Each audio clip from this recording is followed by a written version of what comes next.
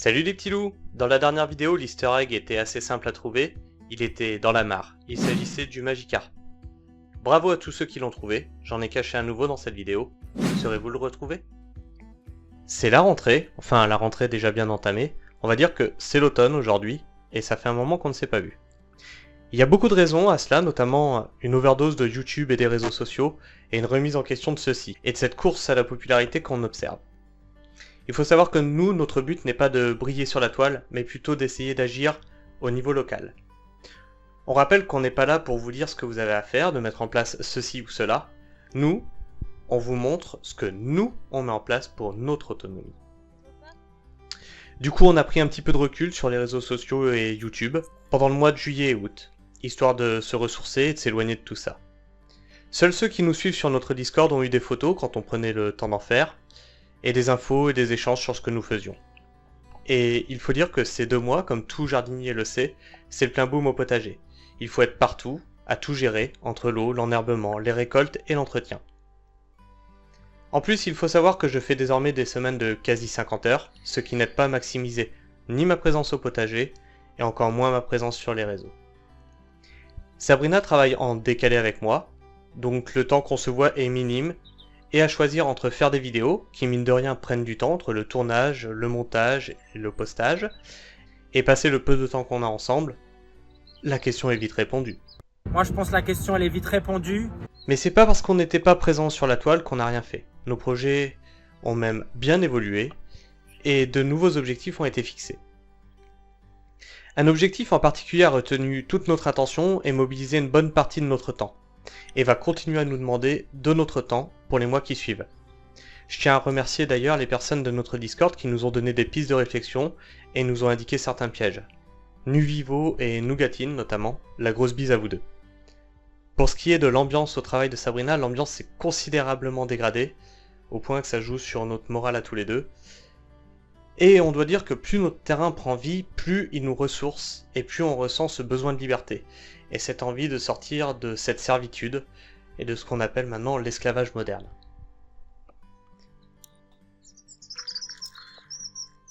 Depuis la dernière vidéo qu'on a faite, on a commencé plusieurs élevages, donc les Sussex, dont on vous parlait lors de la dernière vidéo, et les canards et les oies. Alors pour 2 raisons, hein, pour entretenir le terrain et puis se passer de cette fameuse tondeuse débroussailleuse. Donc toute une partie du terrain plus la mare leur est réservée, afin qu'ils l'entretiennent. Pour la race des canards, notre dévolu s'est jeté sur le canard de Rouen, parce qu'il s'agit d'un très gros canard qui peut aller jusqu'à 5 kg, et c'est un très bon canard à manger. Alors désolé pour les véganes, mais oui, on fait des élevages pour manger les animaux. Enfin, surtout leurs bébés, parce que là, ce sont des animaux auxquels on s'attache très rapidement. Donc on attendra la descendance. On a eu ces animaux à quelques semaines, donc il a fallu passer beaucoup de temps avec eux, à les entretenir, à les nourrir, à vérifier qu'il ne manquait de rien, afin qu'ils grandissent. Pour les canards, on en a perdu 3. Un à la première semaine, quand on les a accueillis, on ne sait pas de quoi il est mort. Un autre dû à la chaleur. Et le troisième, on ne sait pas trop de quoi il est mort. Il était assez frêle, et il avait le cou rentré depuis déjà quasiment le début qu'on l'avait. Et comme s'il avait le cou retroussé en fait vers l'intérieur. Sinon pour les oies, on a trouvé que c'était un élevage assez facile, et ça remplace bien les moutons. Les poules rousses qui étaient à la base avec les Sussex ont rejoint les canards et les oies sur un espace de plus de 3000 m².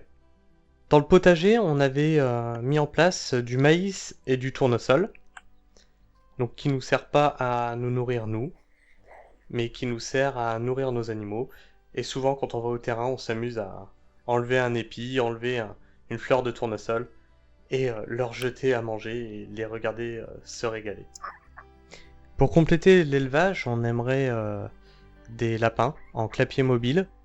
On recherche une race particulière, et pour le moment, on n'a pas vraiment réussi à trouver d'élevage sérieux.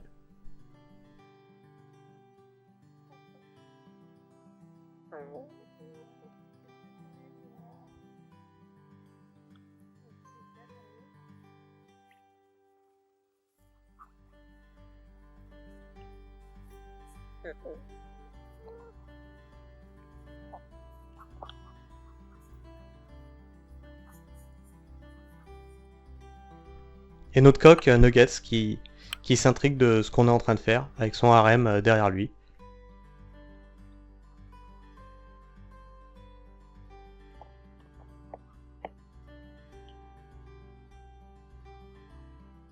Donc avant de mettre l'élevage sur le terrain, il a fallu clôturer.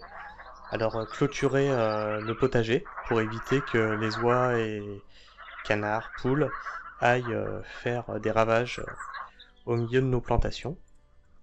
Donc il a fallu tendre 300 mètres de grillage afin de délimiter leur partie de vie et notre partie de culture.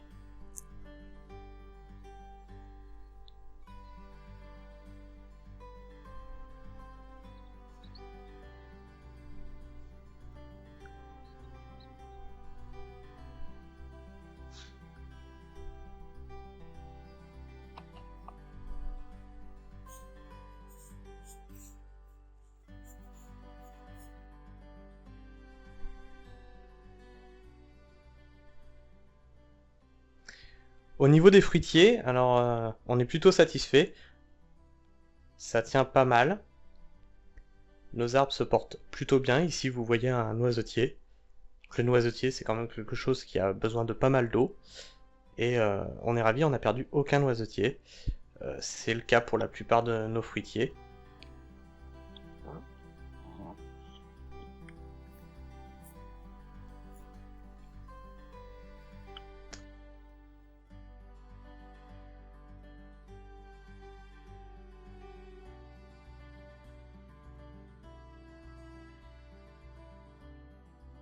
Par contre, voilà, dans les arbres qui ont souffert, on a un châtaignier.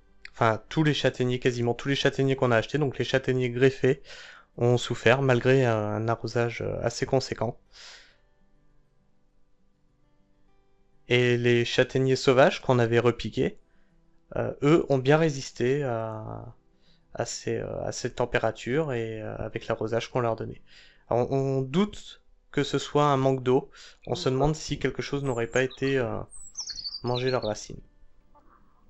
Au niveau de la gestion de l'eau, donc on a une mare qui est alimentée par une source, rappelez-vous. Donc on est au mois de septembre, là ça fait 4 semaines qu'il n'y a pas plu, et la source continue à couler un petit peu, et la mare n'a toujours pas atteint le point de sécheresse ultime. La pompe est toujours immergée, et on peut encore continuer à arroser avec. L'année prochaine, cela dit, on va rajouter des réserves d'eau, des cuves souples de 30 mètres cubes, pour assurer ces périodes-là qui deviennent de plus en plus critiques.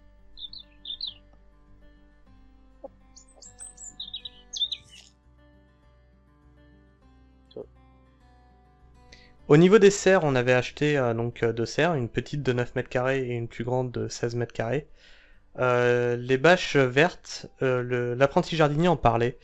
Elles résistent très bien en hiver, mais dès que les UV commencent à être trop forts, ça craque comme c'est pas permis.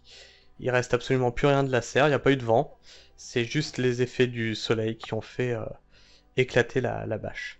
Donc là on a acheté des bâches professionnelles qu'on va mettre sur les serres avec des clips.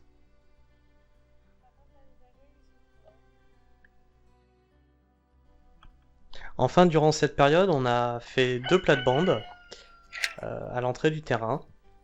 Des plates-bandes qui accueillent donc les plantes aromatiques et quelques fleurs plus au bout. Là-bas, vous voyez par exemple des soucis.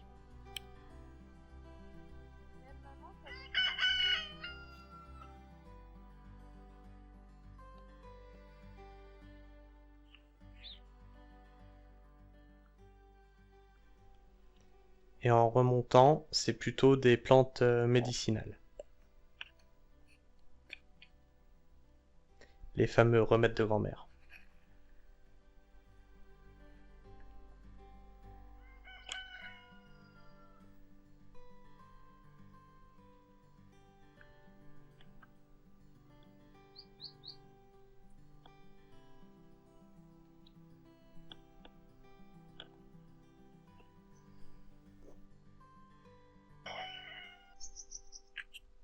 Enfin ici, ce qu'on met en place, donc là c'est un test. On teste des plates-bandes façon Jean-Martin Fortier. Alors là c'est un très très gros test et ça fait partie du projet qu'on va mettre en place.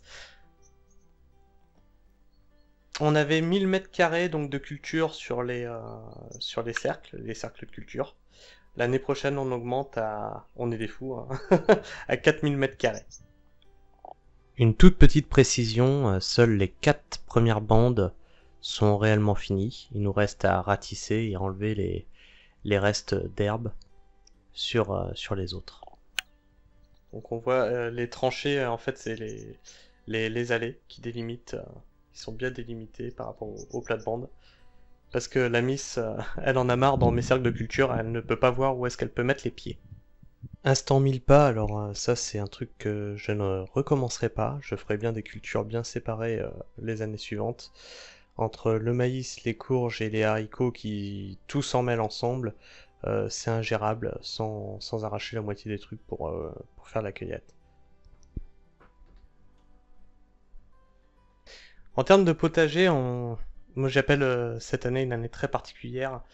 On est fin septembre, les tomates continuent à produire, les courges ne sont pas encore bonnes à ramasser et continuent encore à donner un maximum. Tout le potager est encore foisonnant, comme on peut le voir. On a fait des récoltes, des trucs de fou, on a distribué dans le lotissement, à la famille. Pour les patates, par exemple, on a récolté 400 litres, ce qui correspond à peu près à 300 kilos de patates. On a de quoi distribuer, on a de quoi passer l'hiver.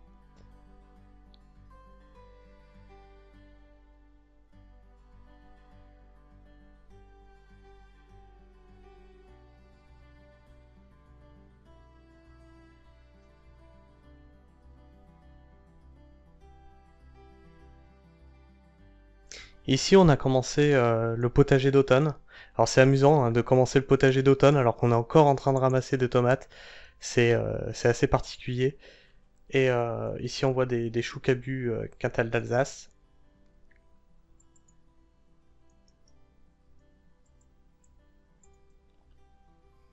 Dans le cercle qui nous a produit quantité de navets.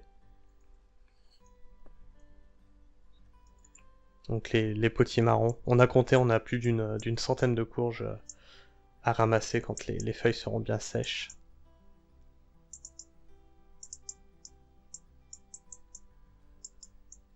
Et ici, toujours notre potager d'automne, on a les choux chinois qui ont déjà bien pris en volume.